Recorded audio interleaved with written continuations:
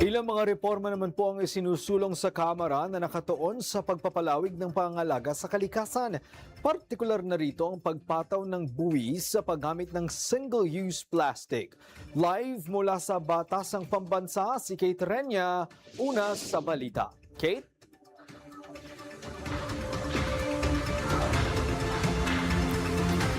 Kate?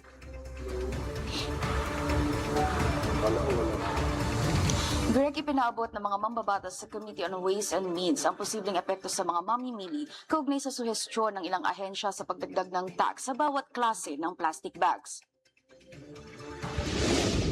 Nagpahayag ng suporta ang Bureau of Internal Revenue o BIR at Bureau of Customs o BOC sa naturang panukalang inihain sa komite na pagpapataw ng buwis sa paggamit ng plastic. Malaking tulong nila ang malilikom na pondo sa revenue ng pamahalaan, pero nila nararapat na may klasifikasyon ang bawat plastic na papatawan ng buwis katulad na lamang kung ito'y plastic labo o sandbag. Ayon kay Kamanggagawa Party List Representative Elisan Fernando, ilan ang uri ng plastic na iyon ang kadalasang ginagamit at nakikita sa mga pamilihan. Maaari niya itong magkaroon ng impact sa mga consumer sakaling ipatupad ang iba't ibang halaga ng buwis base sa klasifikasyon ng ginamit na plastic.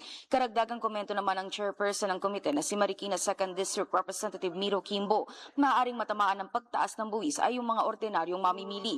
Para naman kay Batangas 1st District Representative Leandro Leviste, panawagan niya sa Department of Finance na maaaring isulong ang panukala sa paglagay ng buwis sa paggamit ng plastic kung maibababa ang value-added tax sa bansa mula 12% at gawin itong 10% na lamang.